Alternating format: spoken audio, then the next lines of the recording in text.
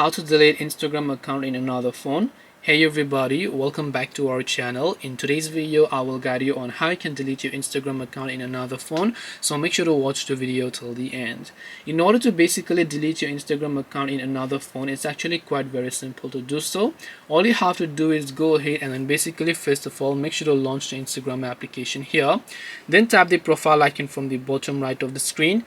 Tap the three lines option from the top right and go to the option called Account Center. And when you go to the option known as Account Center over here, you should be able to see a list of all this interface, where what you need to do is simply go to this option right here known as Password and Security. And when you go to Password and Security, you can go to this option called Change Password. Now one way that you can do is to simply change the password, and everyone who is logged in will be automatically logged out of your account. Or you can also review the devices manually by tapping on the where you are logged in option here, selecting your Instagram account, and then selecting a device that you don't recognize, and then tap on the logout option to remove those devices. This way you can delete Instagram account in another phone. Hope this video was very helpful. If you have got any questions, feel free to leave them down below. Thank you for watching till the end, and see you soon in the next video.